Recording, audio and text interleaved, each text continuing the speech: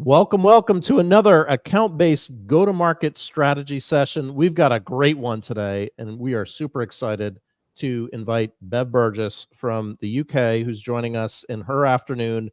You've probably read Bev's books. She's a multiple book writing author and an expert at ABM, in addition to being a CEO. We're going to give her a proper introduction in a moment. As people are gathering here onto our stream, just a reminder, first of all, our theme for today's conversation, we posted below. So you'll see the theme is today's takeaway is going to be around 80-20, where to focus your energy in marketing. And as usual, this conversation is as much yours as it is ours. We would encourage you to drop your questions in LinkedIn.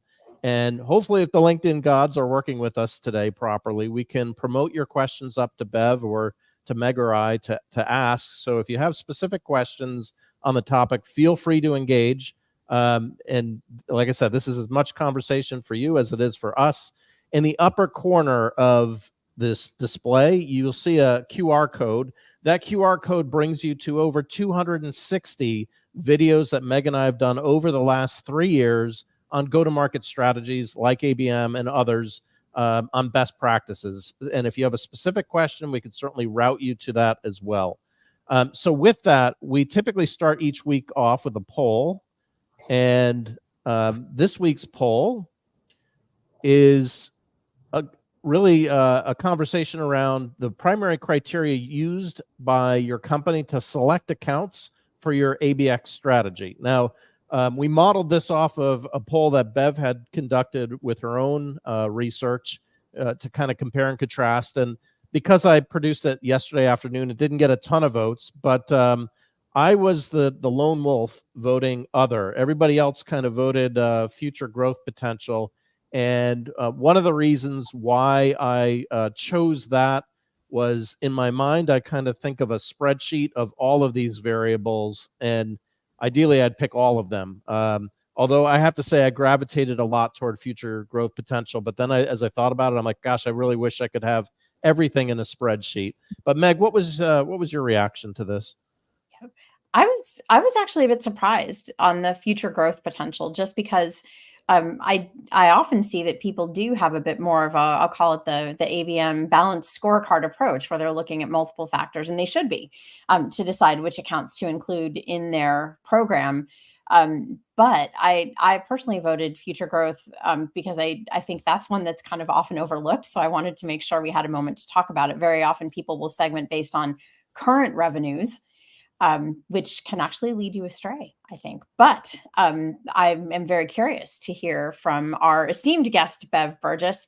Bev is the co-founder and CEO of Inflexion Group, a global account-based strategy consultancy that is doing work with some of the biggest brands in B2B. And really, the whole team have an exceptional history of doing really quality work for companies that have to reach very, very large customers and win very, very large deals. So I think we're lucky to have her join us for our first back from vacation account-based Friday.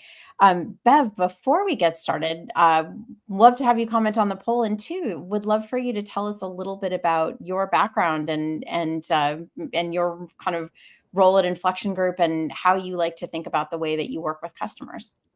Thank you, Meg. Yes, I mean, I had the same surprise as you.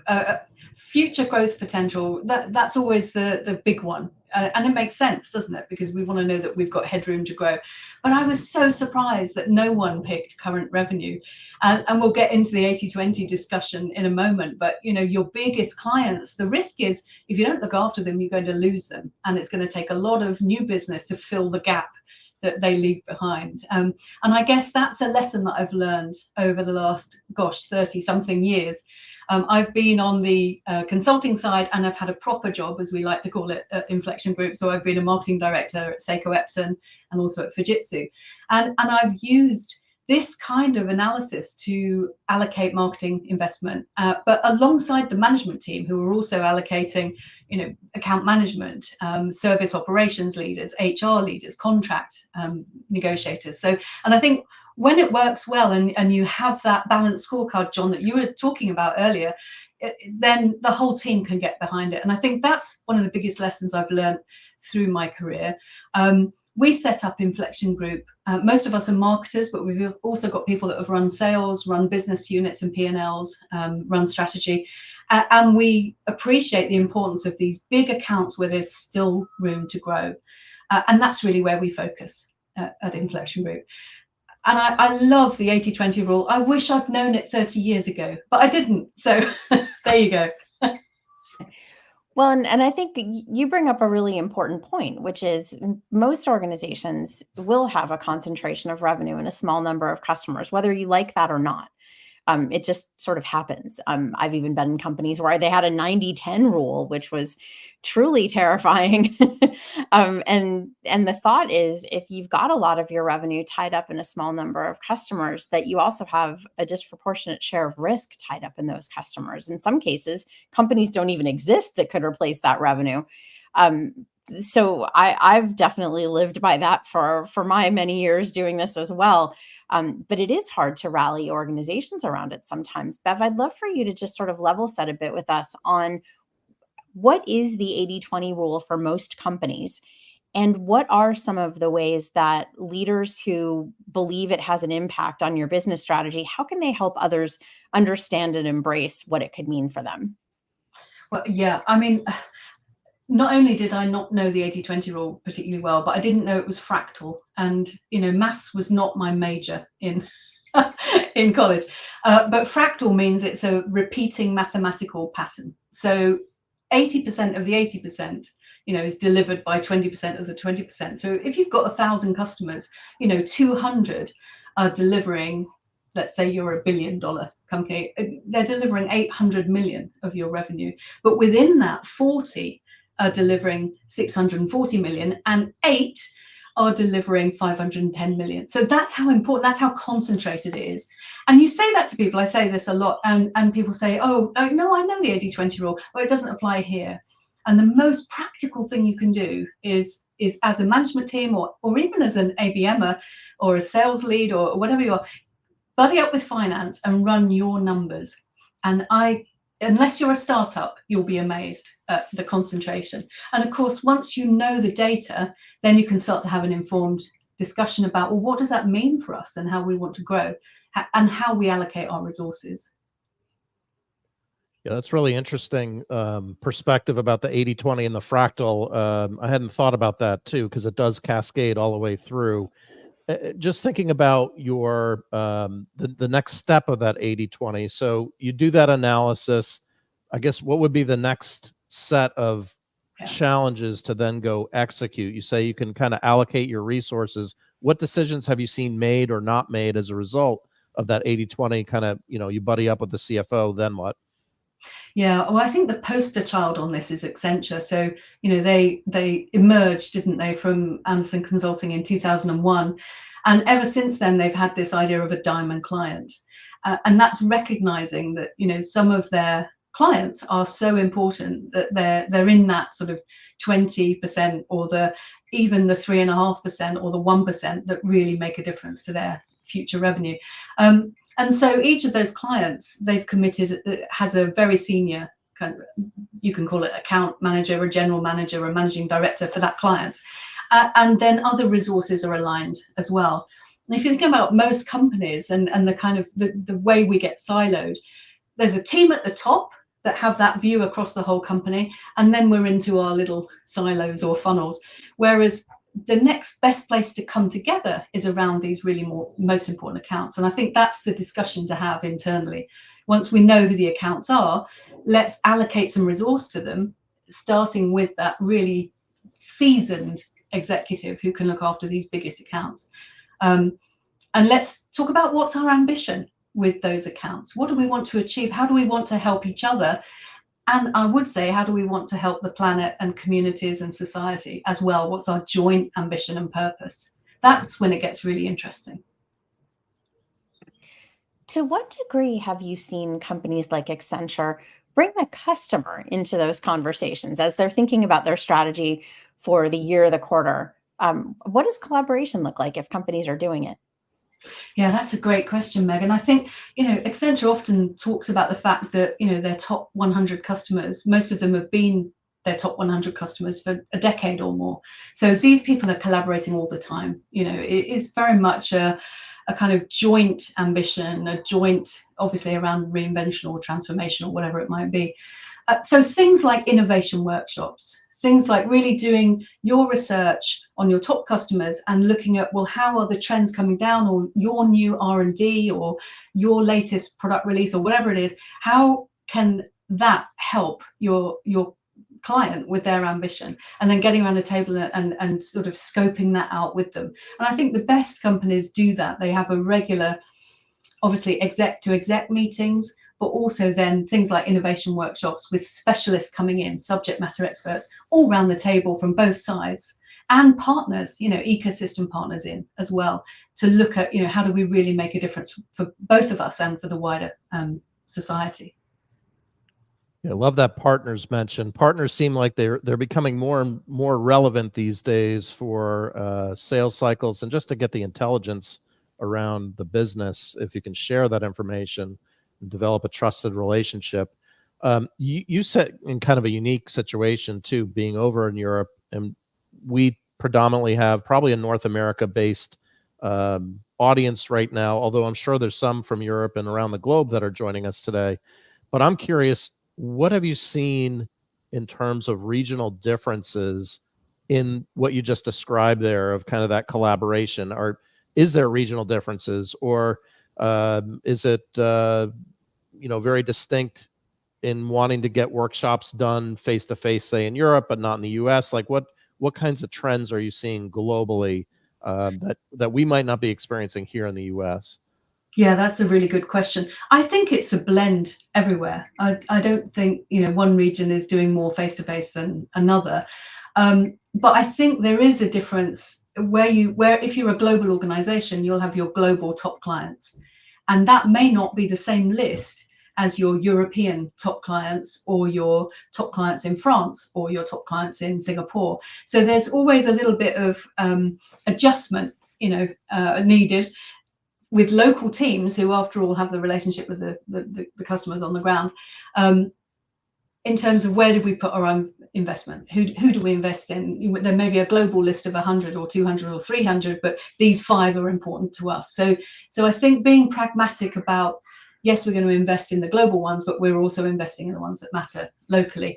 And in terms of getting people together, I see virtual meetings, of large groups, of small groups. I see, big conferences, things like, I think Dreamforce is about to happen. There's VIP streams going around that for top clients. So people are being quite creative about how they bring their top clients physically together, but it's often around big events or customer advisory boards or those kinds of things. Well, and there's usually an appetite for investment in large customers because of the revenue that they bring in, and ideally the potential revenue that they could bring in the future. But not everyone makes that 20% that is 80% of the revenue. And one of the things you've talked about is the idea of tiering of customers. How do you see companies approaching that? And what you've just brought into with the sort of regional differences, a top client in France may not be a top client for the company overall, for example. How do companies balance that decision process when they come up with how they want to tier their customers, and then the right investment to make for each tier? Yeah, and I love that statement that it all ends in tears, because it does. But the nice thought, it's kind of like a frequent flyer program. I think we're all familiar with that concept. There will be some customers that are so important to you that members of your exec team should be the exec sponsor for that account. So if anything goes wrong, or if you're just investing in a relationship, there's a relationship there. Maybe if it's a tier 2 or 3 customer, maybe it's a local exec or an SVP or a VP or something. So you can think about tiering that way. In ABM, it's kind of obvious. It's 1-to-1, maybe at the top if your deal size is big enough. But you might be doing more programmatic further down the tiers. And the tiers will vary with each company. So you've got to know your own tiers and what your coverage is and how many resources you've got to spread across them. I love the customer success angle on this, and particularly companies like Salesforce, where they've said, at the top, we've got a high touch model. So, there's all the digital resources available, there's all the big events that we run, but there's a real high touch VIP experience at that top tier. And then in the middle tier, maybe it's more of a mid touch. So again, they don't get quite the same VIP investment or whatever, but they still do get some dedicated resource. And, the mass, if you like, is the next tier, which is very tech touch, and it's very online self-service. Join a webinar if you'd like to. So thinking about that across all the different functions, what's the high touch, mid touch, tech touch in marketing, in account management, in customer success or ops? That's a great way to think about it. Well, and you've also talked about the idea of scenario-based, account-based programs. And I think that's not maybe a term that everyone's heard. Tell us a little more about that. What does it entail? Now, this is new. This is a recent thing that's emerged, and I think this is really interesting. And you probably know this problem. I'm sure you have this in North America. You've got such a massive geography to get across. The idea of one-to-one is fantastic on ABM, but you can't do it for everyone, and not everyone can do it because they can't afford to invest that much time or money. But where you want to get stretch that approach and get people to feel that they're getting more of a VIP experience. As an ABMer, what you can do is think about what's the outcome I'm trying to drive here, and narrow down what would normally be, a full marketing plan. You might have, 5 or 6 campaigns and themes running into a massive client. Here, what you say is, with the account team, what's the most important thing you're trying to achieve? Is it to break into this particular business unit? Is it to build a relationship with that executive? And you build an approach for that. And because that's a common scenario that happens across your sales team, across your business, you learn what works in that scenario, and then you've almost got a playbook for that scenario. So that's why we've called it scenario ABM, because it's one-to-one. It's not like cluster. The accounts don't have a common context, but you have a common outcome that you're trying to drive. And I think that's really smart. We've seen some great ABM program leaders, evolving that approach at the moment. Yeah, I love that scenario-based approach. Sometimes I've heard in the US it being called like a use case approach, but I like the scenario and the outcome element side of things.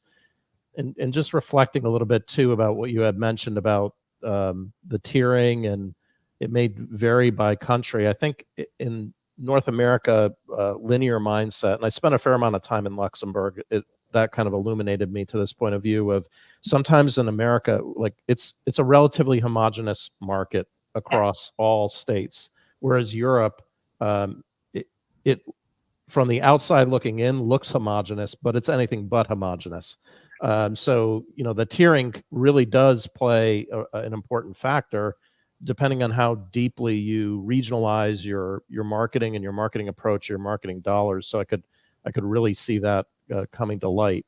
I guess related to that, and we didn't talk about this in the pre-show, but have you seen anything with buyers committees or buyers groups expanding differently in different markets, or any trends on buyer groups that with ABM that would be worth a quick conversation on?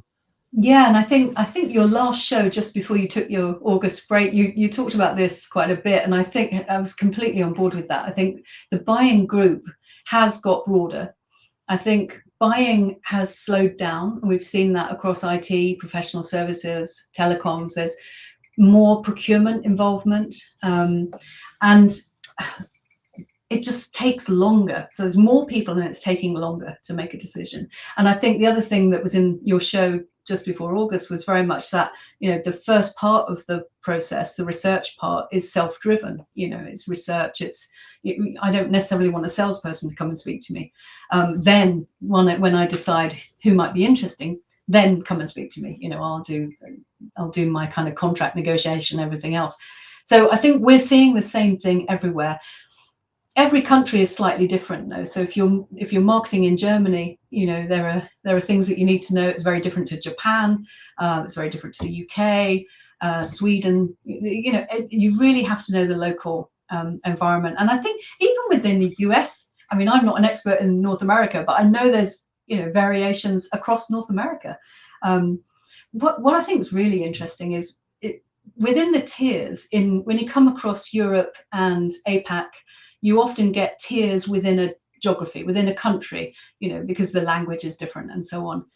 What I'm seeing in America is you get more tiers within industry sectors. So it could be, Northwest, Southeast, whatever the geography is in North America, but, it's the retail banking sector, and here's the tiers within that retail banking sector. So you see much more of a cohesive kind of vertical or industry strategy there, I think. I don't know if you guys see that.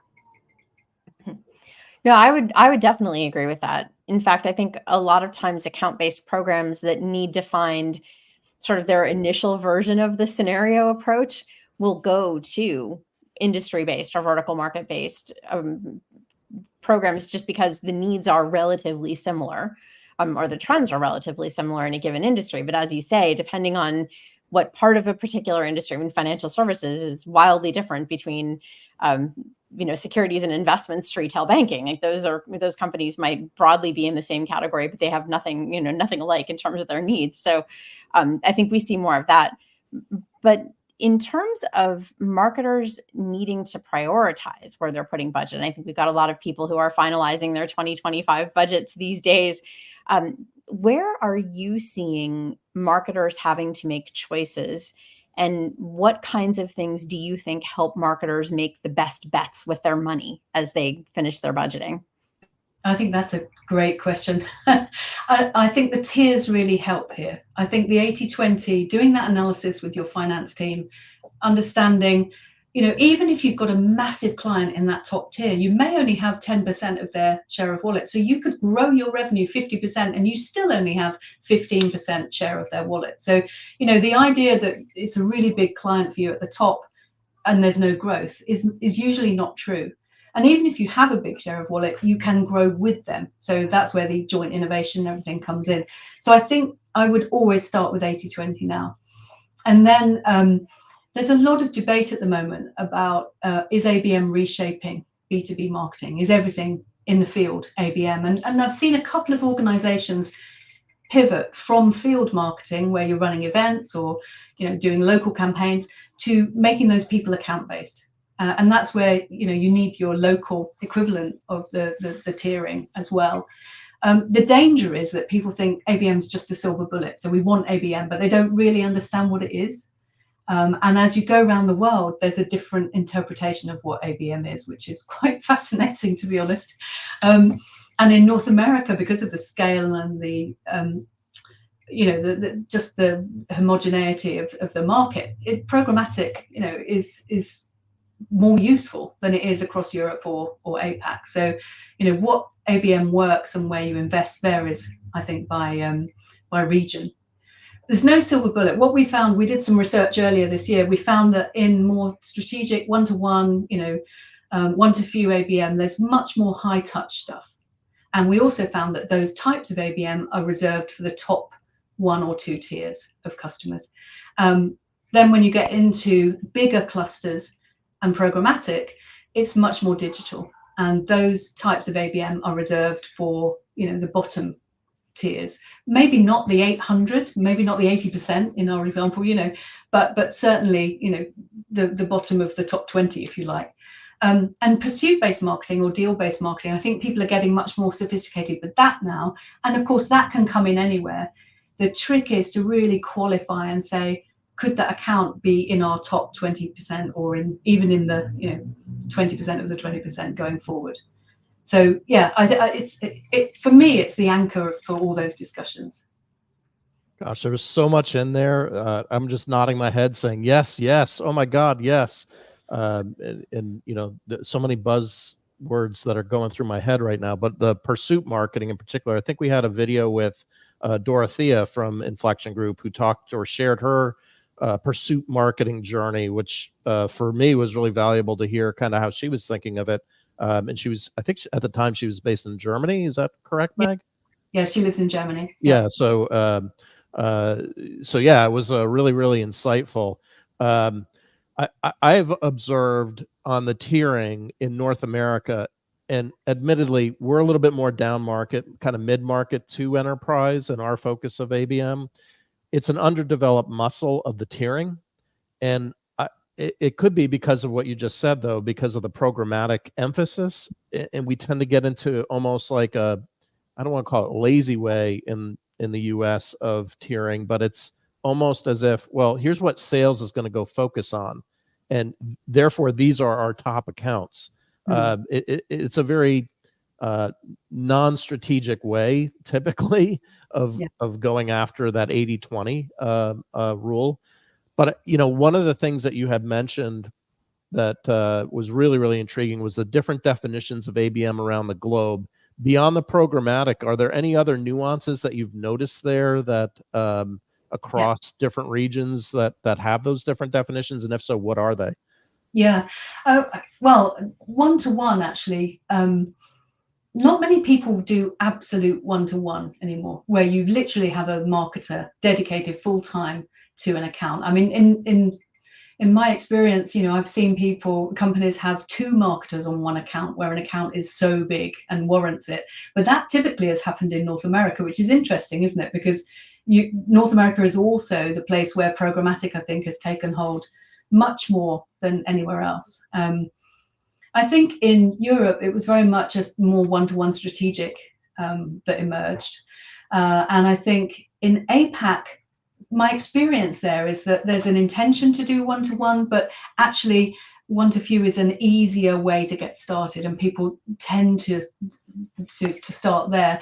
Of course, the tricky thing there is, well, how do you cluster? Because I don't think industry is enough. I think you have to have a situation, a priority, a driver that those companies have in common that means that you can have a value proposition that's not just a vanilla, hi, here's my solution for retail banking, So it does vary a little in terms of where people are investing and what makes sense for their region. And you mentioned the research that you did recently, and some other benchmark data that came from that. And unfortunately, I'm not able to post comments today, but after this, we'll make sure to put a link to that study in the follow-up from this session, because there's some really great data in there. But what were some findings that sort of surprised you out of that research that that you think others might benefit from knowing? I guess one of the things that was really nice was people always ask me, well, what's the typical coverage ratio for different types of ABM? And it was nice to get a view of that. So one-to-one, obviously, one account. Pursuit marketing, one account. But then a lighter version of one-to-one, which could be scenario, it could be a different flavor of that. That tends to be up to 5 accounts, where you've got one ABM doing one-to-one, but up to 5 accounts. And then clusters were at the 10 level, and I was expecting them to be, 5 to 15. So 10 was pretty good. And programmatic, the groups were groups of 500, which to us over here is huge. But to you in North America, you're probably thinking, yeah, that's fine, 500, we can deal with that. The thing that surprised me was the ranges. Some people are really at the low end of that, and some are really at, thousands and thousands of companies. And I think that really kind of dictates what you can do and how smart you can be in your marketing. Because how can you be really talking to one customer and make it feel that way for that buying group or that customer, if actually you're just tweaking a little bit that's going out to 500 companies? So there was a little bit of a warning in there for me, but maybe that's because I'm based in the UK and would not be for you guys. Other surprises, there are some people that really aren't thinking about AI, or they're really not experimenting with it yet, and I think they risk getting behind. And I think just how creative people are being with what they do, and the fact that people just still talk about relationships, and the top tactics were all about driving and building relationships, often offline. So again, I was a bit surprised by that. This is an excellent conversation. I feel like we could go easily another half hour or more. Bev, you've written books before. It sounds like you've got another one in the works for 2025. I don't know if there's anything you can kind of hint toward or share on how you're thinking about that, but would love any insights, or worst case, we hope you come back and rejoin us when you do publish it, because I think it would be very valuable for all of us to kind of get a perspective on. But any insights as my last question from that book? I think the thing that really excites me is thinking of ABM as part of the reason why a company would choose you. It's part of the service. You talked about that early, search for information. If we can be really good at providing the information people need, giving them value through that process, that's part of the reason they want to work with us. So I see ABM as part of the service to the customer, which is really interesting. And also beyond that, this whole idea of common values, common purpose, bringing companies together. Governments can't do it on their own, solving some of these big issues we face. Big companies can, especially with their ecosystems. And I'm interested in what people are starting to do there. More to come for sure. But yes, I love that shout out to some of these emerging consortia of companies trying to solve problems and do it faster, perhaps, than we can do it at the governmental or not-for-profit level. So that's an interesting finding. Actually, I wouldn't have expected that to come out of account-based, but glad that it is. Bev, thank you so much for joining us today. And as John said, hope people will keep an eye out for that book in 2025 and check out some links to your other books in the meantime.